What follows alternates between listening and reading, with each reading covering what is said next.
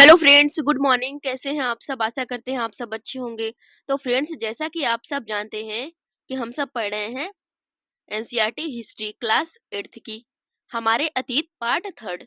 इसमें से हम चैप्टर 1, 2, 3 कंप्लीट कर चुके हैं। आज पढ़ेंगे 4th चैप्टर। इस चैप्टर का नाम है आदिवासी दिकू और एक स्वर्ण युग की कल्पना। आदिवासी दिकू और एक स्वर्ण युग की कल्पना। तो आइए शुरू करते हैं।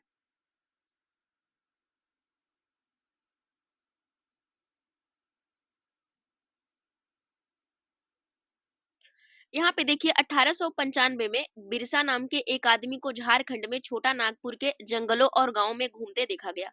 लोग कहते थे कि उसके पास चमत्कारी शक्तियां हैं, वह सारी बीमारियां दूर कर सकता था। ऐसा लोगों का मानना था।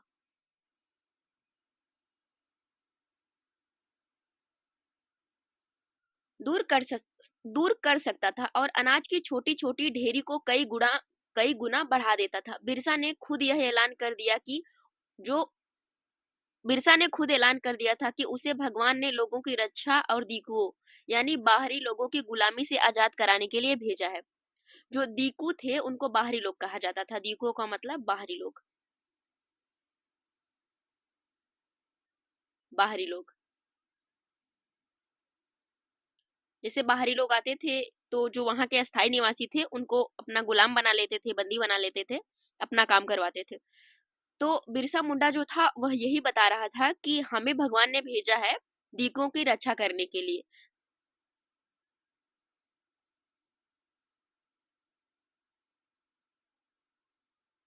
दीकुओं से रक्षा करने के लिए, आजाद कराने के लिए। कुछ समय के भीतर हजारों लोग बिरसा के पीछे चलने लगे।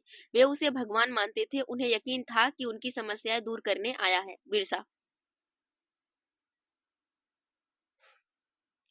बिरसा का जन्म मुंडा परिवार में हुआ था। मुंडा एक जनजाति समूह है जो छोटा नागपुर के पठार में रहता है। मतलब छोटा नागपुर में रहता है। बिरसा के समर्थक में इलाके के दूसरे आदिवासी संथाल और उराव भी शामिल थे। ये सभी अपने आसपास आ रहे बदलाव और अंग्रेजों के शासन के कारण पैदा हो रही समस्याओं से बेचैन थे। उनकी उनकी परिचित जीवन पद्धति नष्ट दिखाई दे रही थी। आजीविका खतरे में थी और धर्म छिन्न भिन्न हो रहा था। इस तरीके की समस्या आ रही थी।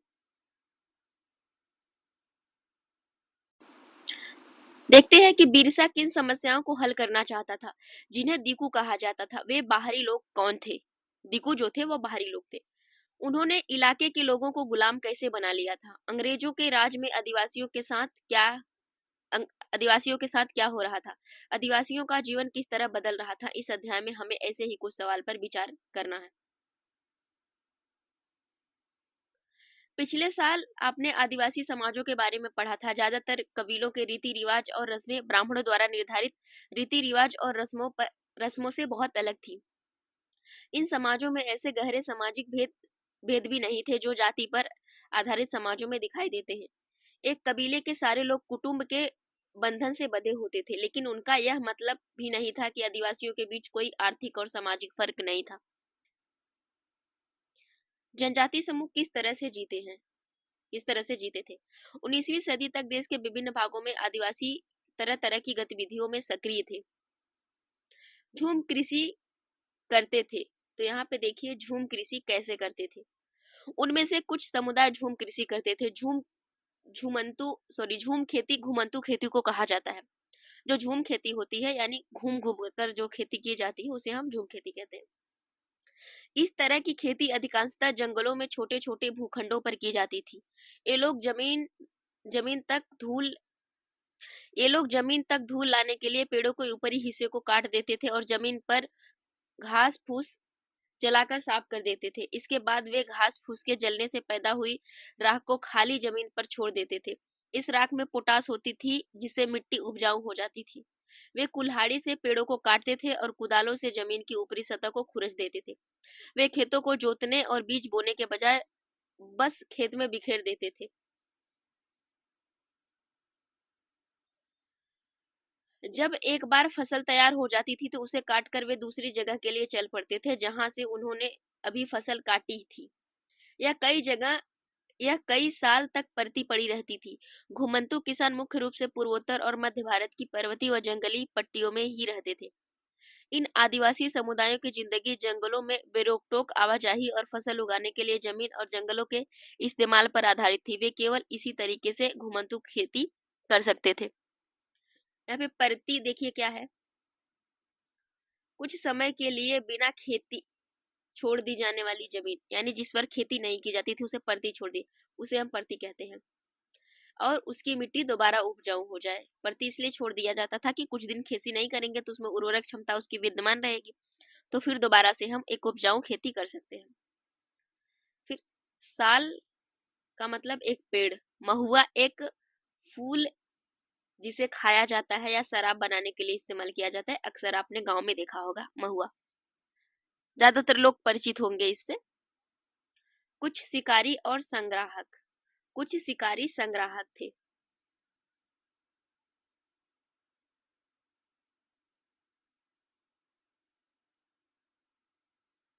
कुछ शिकारी संग्राहक थे।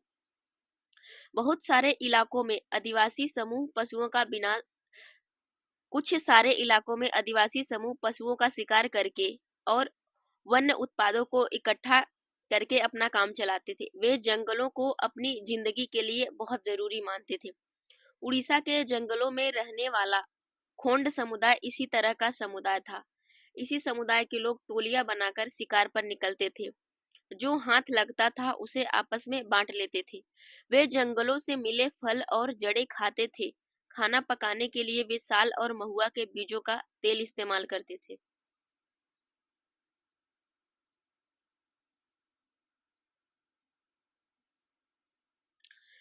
करते थे। इलाज के लिए वे बहुत सारी जंगली जड़ी बूटियों का इस्तेमाल करते थे और जंगलों से परे इकट्ठा हुई चीजों का स्थानीय बाजारों में बेच देते थे। जब भी स्थानीय बुनकरों और चमड़ा कारीगरों को कपड़े व चमड़े की रंगाई के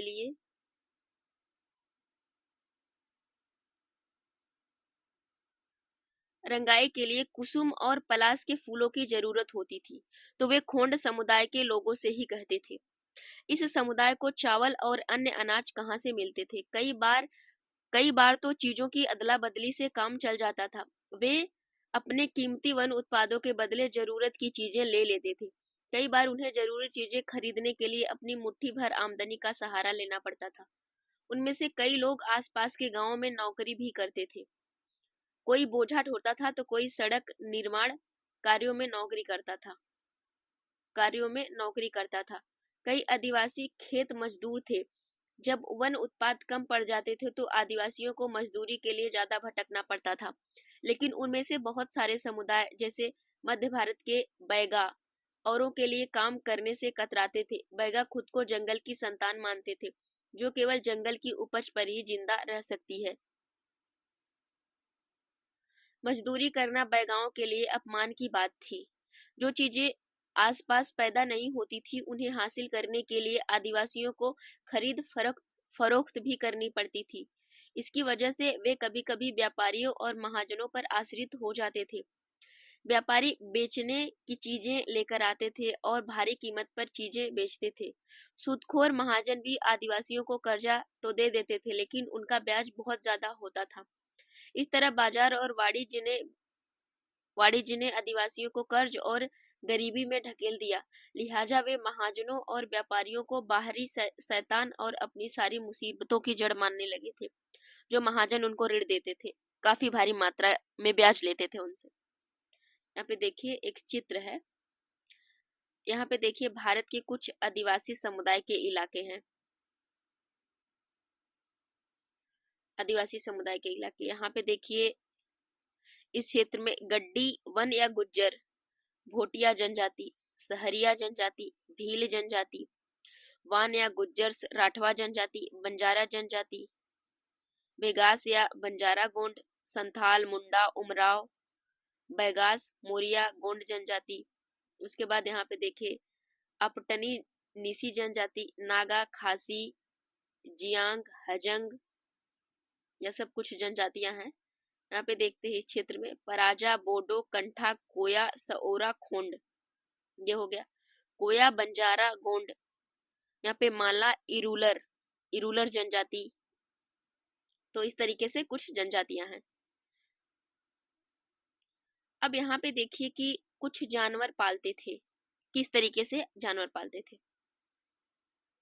बहुत सारे आदिवासी समूह जानवर पालकर अपनी जिंदगी चलाते थे। वे चरवाहे थे जो मौसम के हिसाब से मवेशियों या भेड़ों के रेवड़ लेकर यहाँ से वहां रहा करते थे, चले जाते थे। जब एक जगह घास खत्म हो जाती थी तो वे दूसरे इलाके में चले जाते थे। पंजाब के पहाड़ों में रहने वाले वन गुज्जर, आंध्र प्रदेश के लबाड़िया आदि समुदाय गाय भैंस के झुंड पालते थे। कुल्लू के गद्दी समुदाय के लोग गडेरिये और कश्मीर के बकरवाल बकरियां पालते थे। अगले साल इतिहास की पाठ्य पुस्तकों के बारे में आप विस्तार से पढ़ेंगे इनके बारे में कि जनजातियां किस तरीके से जानवरों को पालती थी। शिकार का वक्त, बुआई का वक्त, नए खेतों में जाने का वक्त। यहाँ पे देखिए यह स्रोत है, पता चला, इसको पढ़ लेते हैं, इंपॉर्टेंट लग रहा है। शिकार का वक्त, बुआई का वक्त, नए खेतों में जाने का वक्त। आपने कभी इस बात पर ध्यान दिया है कि विभिन्न प्रकार के समाजों में रहने वाले लोगों की काम और समय के बारे में समझदारी एक जैसी नहीं होती है। विभिन्न क्षेत्रों में रहने वाले घुमंती आदिवासियों और शिकारियों की जिंदगी इस खास क्रम और मर्द औरतों के बीच काम के बंटवारे से चलती थी। ब्रिटिश मानव विज्ञानी वेरियर एलिविन ने 1930 और 1940 के दशक में कई साल मध्य भारत के बैगा और खोंड समुदायों के बीच बिताए थे। एलिविन द्वारा निम्नलिखित अंशों को पढ़कर इस समय क्रम और कामों के बंटवारे को समझ सकते हैं। वे लिखते हैं, देखिए वो किस प्रकार से लिखते हैं वेरियर एलिविन, क्योंकि वह कुछ समय तक जो खोंड और ये जनजाति थी, मुंडा जनजाति, उनके बारे में क्या लिखा है। चैत में औरतें इकट्ठा करने और बचे खुचे ठूठों को काटने जाती थी। चैत में पुरुष बड़े पेड़ों को काटते थे और शिकार पर जाते थे। पुरुष पूरे चांद समय पूरब से शुरू होता था। शिकार के लिए बांस के फंदों का इस्तेमाल करते थे। औरतें सागों, इमली और मशरूम को कुरमुत्ता जिसे कहते हैं, फल बीनकर लाती थी। यह औरतों का काम था। बैगा औरतें या तो केवल जड़े या कंद इकट्ठा करती थी या महुआ के बीज इकट्ठा करती थी। ये बैगा औरतें जो थी।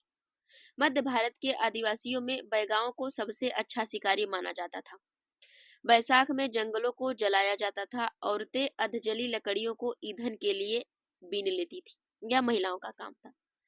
आदमी शिकार पर जाते थे लेकिन गांव से दूर नहीं जाते थे। जेठ में बुआई होती थी और शिकार चलता रहता था। आषाढ़ में भादों तक मर्द खेतों में काम करते थे। कुआर में फलियां आने लगती थी और कार्तिक कुटकी में पक जाती थी। अगहन में सारी फसल तैयार हो जाती थी और फूस में फटकन किया जाता था। इस तरीके से एक श्रृंखला इनकी चलती थी। नाच गाना और शादियां भी पूस के महीने में ही होती थी। माघ में पुरुष नए बेवड़ की तरफ चल देते थे। इस दौरान शिकार व चीजों का संग्रह ही जीने की मुख्य गतिविधि होती थी। देखिए पूरे साल का यहाँ पे चित्रण हो गया। यह चक्र पहले एक साल का होता था। दूसरे साल शिकार के लिए ज्यादा समय मिल जाता था क्योंकि केवल कुछ फसलों की ही बुआई कटाई होती थी। क्योंकि भोजन काफी होता था, इसलिए पुरुष बेवड़ों में ही रहते थे। तीसरे साल भोजन के लिए वन उत्पादों की जरूरत पड़ने लगती थी। यहाँ पे देखिए एक संथाल लड़की है ईंधन ले जाती हुई। कुछ लोग एक जगह खेती करते थे। यहाँ पे देखिए अब बेवड़। बेवड़ क्या होता है? मध्य प्रदेश में घुमंतू खेती के लिए इस्तेमाल होने वाला शब्द बेवड़। कई बार शब्द से रिलेटेड क्वेश्चन पूछा जाता है, तो आप याद रखिएगा कि बेवड़ का मतलब होता है मध्य प्रदेश में घुमंतू खेती के लिए इस्तेमाल होने वाला शब्द। कुछ लोग एक जगह खेती करते थे। वह कौन से लोग थे जो एक जगह खेती करते थे? 19वीं सदी से पहले बहुत सारे जनजाति कबीले एक जगह टिककर खेती करने लगे थे। वे बार बार जगह बदलने की बजाय साल दर साल एक ही जगह खेती करते थे। वे हल का इस्तेमाल करने लगे थे और धीरे धीरे उन्हें जमीन पर अधिकार भी मिलते जा रहे थे। बहुत सारे समुदायों में छोटा नागपुर के मुंडाओं की तरह जमीन पूरे काबिले की संपत्ति होती थी। कुल के सभी सदस्यों को उन मूल निवासियों का वंशज माना जाता था जिन्होंने सबसे पहले आकर जमीन को साफ किया था। लिहाजा जमीन पर सभी का बराबर हक होता था। फिर भी अक्सर ऐसा होता था कि कुल के कुछ लोग औरों से ज्यादा ताकत जुटा लेते थे। कुछ मुखिया बन जाते थे, बाकी उनके अनुयायी होते थे जो ताकतवर होते थे। वे खुद खेती करने के बजाय अक्सर अपनी जमीन बटाई पर दे देते थे। ब्रिटिश अफसरों को गोंड और संथाल जैसे एक जगह ठहर कर रहने वाले आदिवासी समूह शिकारी, संग्राहक या घुमंतू खेती करने वालों के मुकाबले ज्यादा सभ्य दिखाई देते थे। जंगल में रहने वाले लोगों को जंगली और बर्बर माना जाता था। अंग्रेजों को लगता था कि उन्हें अस्थायी रूप से एक जगह बसाना और सभ्य बनाना जरूरी है। औपनिवेशिक शासन में आदिवासियों के जीवन पर क्या असर पड़े। ब्रिटिश शासन के दौरान आदिवासी समूहों का जीवन बदल गया। आओ देखें कि ये बदलाव क्या थे। आदिवासी मुखियाओं का क्या हुआ। अंग्रेजों के आने से पहले बहुत सारे इलाकों में आदिवासियों के मुखियाओं का महत्वपूर्ण स्थान होता था। उनके पास औरों से ज्यादा आर्थिक ताकत होती थी। वे अपने इलाके पर नियंत्रण रखते थे। कई जगह उनकी अपनी पुलिस होती थी और वे जमीन एवं वन प्रबंधन के स्थानीय नियम खुद बनाते थे। ब्रिटिश शासन के तहत आदिवासी मुखियाओं के कामकाज और अधिकार काफी बदल गए थे। उन्हें कई कई गांवों पर जमीन का मालिकाना तो मिला रहा, लेकिन उनकी शासकीय शक्तियां छिन गई। उन्हें ब्रिटिश अधिकारियों द्वारा बनाए गए नियमों को मानने के लिए बाध्य कर दिया गया। उन्हें अंग्रेजों को नजराना देना पड़ता था और अंग्रेजों के प्रतिनिधि की हैसियत से अपने समूहों को अनुशासन में रखना होता था। उनके पास तो ताकत थी, अब वह नहीं थी। वे परंपरागत कामों को करने से लाचार हो गए। घुमंतू काश्तकारों का क्या हुआ। ऐसे समूह से अंग्रेजों को काफी परेशानी थी, जो यहाँ वहाँ भटकते रहते थे और एक जगह ठहर कर नहीं रहते थे। वे चाहते थे कि आदिवासियों के समूह एक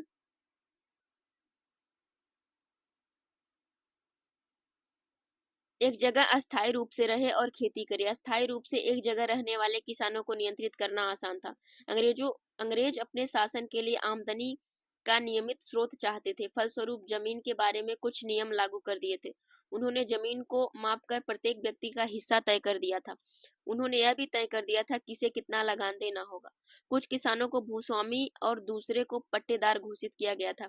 जैसा कि आप देख चुके हैं अध्याय 2 में, पट्टेदार और भूस्वामी का भाड़ा चुकाते थे और भूस्वामी सरकार को लगान देते थे। उसमें हम लोगों ने तीन व्यवस्थाओं के बारे में सुना था। रैयतवारी, महालवारी और उसके बाद लास्ट वाली थी मुनरो, जो टॉमस मुनरो के द्वारा लाई गई थी। झूम काश्तकारों को अस्थायी रूप से बसाने की अंग्रेजों की कोशिश बहुत कामयाब नहीं रही।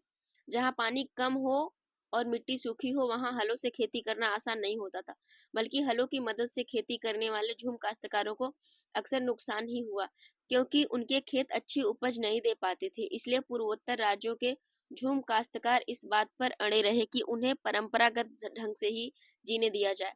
व्यापक विरोध के फलस्वरूप आखिरकार उनकी बात माननी पड़ी। ऐसे कबीलों को जंगल के कुछ हिस्सों में घुमंतू खेती की छूट दे दी गई। यहाँ पे देखिए चित्र दिया गया है, चित्र संख्या 5। यहाँ पे देखिए ये है कि क्या है। पूर्वोत्तर के निसी आदिवासियों के गांव में लट्ठों से बना घर, जब ये घर बनाते थे तो पूरा गांव मदद करता था। यहाँ पे देखिए ये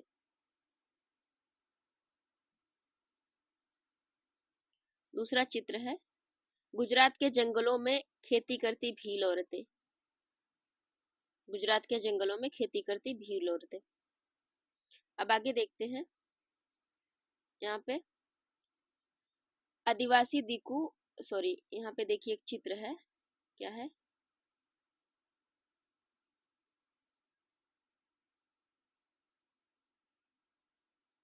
खेती करते हुए। अब वन कानून और उसके प्रभाव।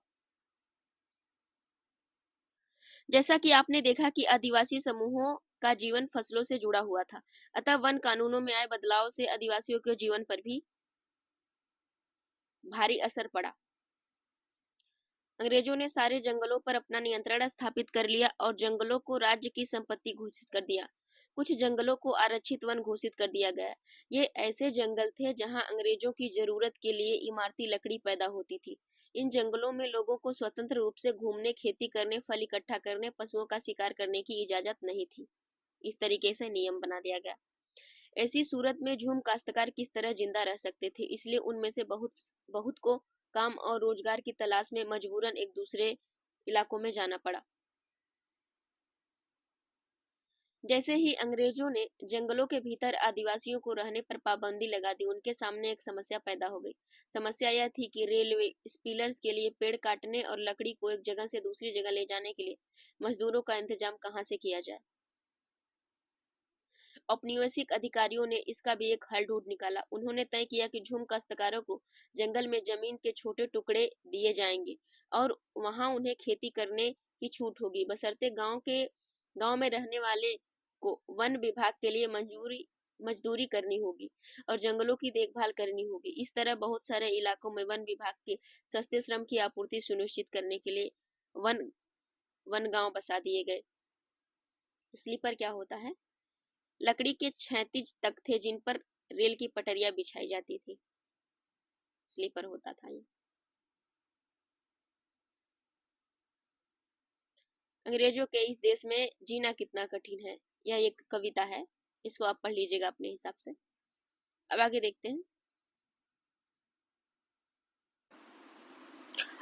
देखते हैं। कि बहुत सारे आदिवासी समूहों ने औपनिवेशिक वन कानूनों का विरोध किया। उन्होंने सारे नए नियमों का पालन करने से इनकार कर दिया और उन्हीं तौर तरीकों से चलने के लिए जिन्हें सरकार गैर कानूनी घोषित कर चुकी थी, कई बार उन्होंने खुलेआम बगावत कर दी थी। 1906 में सोंग्राम संगमा द्वारा असम में 1930 के दशक में मध्य प्रांत में हुआ वन सत्याग्रह इसी तरीके का विद्रोह था। अब देखते हैं कि व्यापार में किस तरीके से समस्याएं आनी शुरू हो गई थी। व्यापार की समस्या 19वीं शताब्दी के दौरान जनजाति समूहों ने पाया कि व्यापारी और महाजन जंगलों में जल्दी जल्दी आने लगे हैं।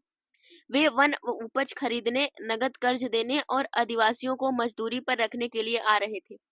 इन सारे बदलावों से क्या असर पड़ने वाले हैं, यह समझने में आदिवासियों को कुछ समय लगा। यह समझने के लिए आइए रेशम उत्पादों की स्थिति को देखें। 18वीं शताब्दी में भारतीय रेशम की यूरोपीय बाजारों में भारी मांग थी। भारतीय रेशम की अच्छी गुणवत्ता सबको आकर्षित करती थी और भारत का निर्यात भी तेजी से बढ़ रहा था। जैसे जैसे बाजार फैला, ईस्ट इंडिया कंपनी के अक्सर इस मांग को पूरा करने के लिए रेशम उत्पादन पर जोर देने लगे थे। वर्तमान झारखंड में स्थित हजारीबाग के आसपास रहने वाले संथाल रेशम के कीड़े पालते थे और रेशम के व्यापारी अपने एजेंटों को भेजकर आदिवासियों को कर्ज देते थे और उनके जो कृमि कोषों को इकट्ठा कर लेते थे। 1000 कृमि कोषों के लिए 3-4 रुपए मिलते थे। इसके बाद इन कृमि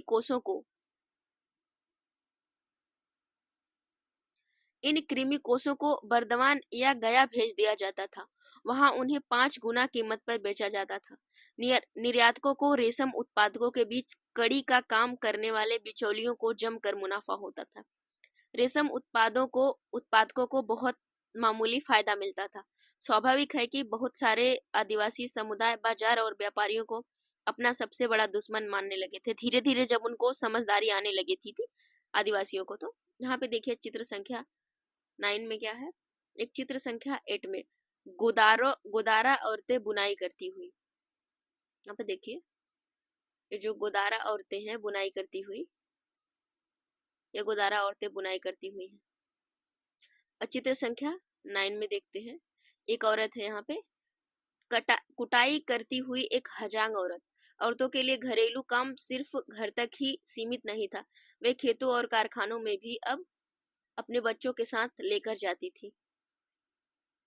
तो औरतों का योगदान शुरू हो गया था। अब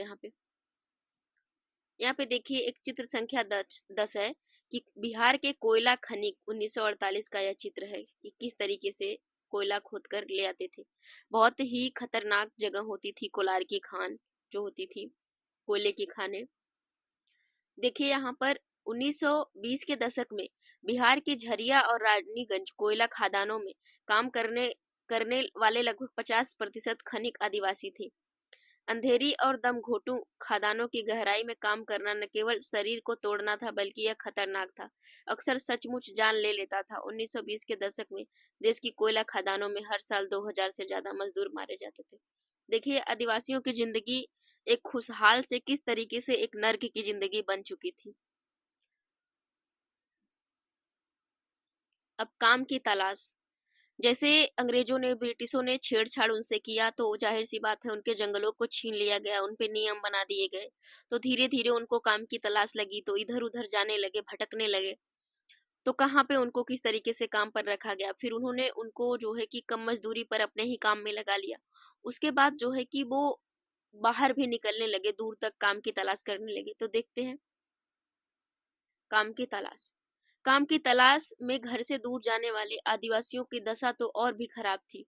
19वीं सदी के आखिर से ही चाय बगाल फैलने लगे थे। खनन उद्योग भी एक महत्वपूर्ण उद्योग बन गया था। असम के चाय बागानों और झारखंड की कोयला खदानों में काम करने के लिए आदिवासियों को बड़ी संख्या में भर्ती किया गया। इन लोगों को ठेकेदारों की मार्फत भली भांति किया जाता था। ठेकेदार न केवल उन्हें बहुत कम वेतन बल्कि उन्हें आप वापस घर भी लौटने नहीं देते थे। किस तरीके से होता नहीं है कि शोषण करते थे जो ठेकेदार थे। तो ठेकेदारी का काम जो होता है वो बहुत अच्छा भी नहीं माना जाता है। वो अपने फायदे के लिए आपकी चमड़ी तक खींच लेंगे, खून तक निकाल लेंगे आपसे, खून के आंसू तक रुला देंगे। ऐसे ठेकेदार थे उस टाइम के, अभी भी ऐसे हैं। आप ये नहीं कह सकते हैं कि अभी स्थिति बहुत अच्छी हो गई है। मजदूरों की स्थिति अभी भी उसी तरीके की है। थोड़ा बहुत 19-20 का फर्क हुआ है। आज भी मजदूर वहीं सीमित है जहां पे था। देखिए कब आगे स्थिति कभी बेहतर होती है कि नहीं होती है। जब तक एक सोच समझ विकसित नहीं होगी ठेकेदारों में तब तक उनको अभी कुछ समझ में नहीं आएगा। वो उनकी स्थिति इसी तरीके से करते रहेंगे और अपने फायदे के लिए कुछ भी करने को तत्पर रहते हैं, तैयार रहते हैं वो कुछ भी करवाने के लिए। अब देखते हैं नजदीक से देखने पर क्या स्थिति थी। नजदीक से देखने पर 19वीं और 20वीं शताब्दियों के दौरान देश के विभिन्न भागों में जनजाति समूहों के बदले कानून अपने व्यवहार पर लगी पाबंदियों, नए करों और व्यापारियों व महाजनों द्वारा किए जा रहे शोषण के खिलाफ कई बार बगावत की। 1831-32 में कोल आदिवासियों ने और 1855 में संथालों ने बगावत कर दी। जब स्थिति एक चरम सीमा पर आ जाती है, जब बर्दाश्त करने की क्षमता कम हो जाती है, बर्दाश्त करने की क्षमता बढ़ जाती है कि अब बर्दाश्त नहीं कर पाएंगे, तो होता क्या है, तब वहीं पे क्रांति होती है। यहाँ पे भी आंदोलन हुआ। जो हुआ था कोल आंदोलन, जो हुआ था कोल आदिवासियों द्वारा किया गया था, वो 1831-32 में हुआ था। कोल कोल विद्रोह कोल आदिवासियों द्वारा किया गया था। दूसरा था जो संथाल। संथाल कब हुआ था? 1855 में। 1855 में संथाल विद्रोह हुआ था। संथाल आदिवासियों द्वारा किया गया था। इस तरीके से अब आंदोलन शुरू हो गए। अब यहाँ पे देखिए कि मध्य भारत में बस्तर विद्रोह हुआ था 1910 में और 1940 में महाराष्ट्र में बरली विद्रोह हुआ था। बिरसा जिस आंदोलन का नेतृत्व कर रहे थे वह भी इसी तरह का एक विद्रोह था। वह भी एक जनजाति विद्रोह था। यहाँ पे देखिए विद्रोह हुआ था कौन सा? बस्तर विद्रोह। बस्तर कब हुआ था? 1910 में। बस्तर विद्रोह 1910 में हुआ था। उसके बाद जो है कि महाराष्ट्र में बरली विद्रोह हुआ था। बरली बरली विद्रोह हुआ था 1940 में। तो इस तरीके से अब आंदोलन शुरू हो गए थे। देखिए अब आगे बिरसा मुंडा। अब सारी कहानी हम बिरसा मुंडा के बारे में सुनते हैं, जहां से हमारा चैप्टर स्टार्ट हुआ था। बिरसा मुंडा। बिरसा मुंडा का जन्म 1870 के दशक में मध्य में हुआ था। उनके पिता गरीब थे। बिरसा का बचपन भेड़ बकरियां चराते, बांसुरी बजाते और स्थानीय अखाड़ों में नाचते गाते बीता था। उनकी परवरिश मुख्य रूप से बोहोड़ों बोहोड़ों के आसपास के जंगलों में हुई थी, गरीबी से लाचार बिरसा के पिता को काम की तलाश में जगह जगह भटकना पड़ता था। लड़कपन में ही बिरसा ने अतीत में हुए मुंडा विद्रोहों की कहानियां सुनी थी। उन्होंने कई बार समुदाय के सरदारों मुखियाओं का विद्रोह का आह्वान करते देखा था। बिरसा के समुदाय के लोग ऐसे स्वर्ण युग की बात किया करते थे जब मुंडा लोग दिकुओं के उत्पीड़न से पूरी तरह आजाद थे। पहले क्या था कि जो बिरसा मुंडा थे वह ऐसी कहानियां सुनते थे जब उनके जो पुराने लोग थे जो बताते थे दादा परदाता कि जब दिकुओं की स्थिति जो थी, दिकुओं के उत्पीड़न से पूरी तरह आजाद थे, यानी जो बाहरी लोग थे, जो बाहरी लोग आए थे उनको परेशान करने के लिए, उनका जो उत्पीड़न करते थे। तो एक समय ऐसा था जब वो बाहरी लोगों से आजाद थे, उनके उत्पीड़न से आजाद थे। तब तब के युग को वो लोग स्वर्ण युग कहा करते थे। तो यह सब कहानियां बिरसा मुंडा अक्सर सुनते थे। पूरी तरह आजाद थे। सरदारों का कहना था कि वे एक बार फिर उनके समुदाय के परंपरागत अधिकार बहाल हो जाएंगे।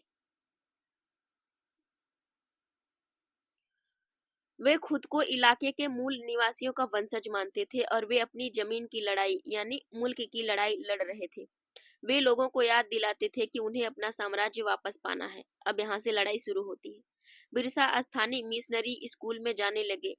उन्हें मिशनरियों के उपदेश सुनने का मौका मिला। वहां भी उन्होंने यही सुना कि मुंडा समुदाय स्वर्ण का साम्राज्य हासिल कर सकता है और अपने खोए हुए अधिकार वापस पा सकता है अगर वे एक अच्छे ईसाई बन जाए और अपनी खराब आदतें छोड़ दे तो ऐसा हो सकता है। बाद में बिरसा ने एक जाने माने वैष्णव धर्म प्रचारक के साथ भी कुछ समय बिताया। उन्होंने जनेऊ धारण किया और शुद्धता व दया पर जोर देने लगे। यहाँ से इनका जीवन बदलने लगा। अब यहाँ पे देखिए, अपनी किशोरावस्था में बिरसा जिन विचारों के संपर्क में आए उनसे वह काफी गहरे तौर पर प्रभावित थे। बिरसा का आंदोलन आदिवासी समाज को सुधारने का आंदोलन था।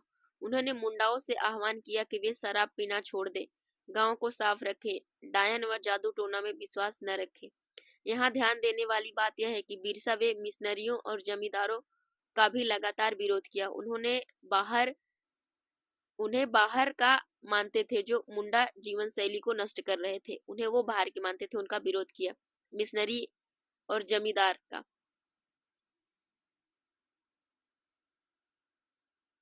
1895 में बिरसा ने अपने अनुयायियों से आह्वान किया कि वे अपने गौरवपूर्ण अतीत को पुनर्जीवित करने के लिए संकल्प ले।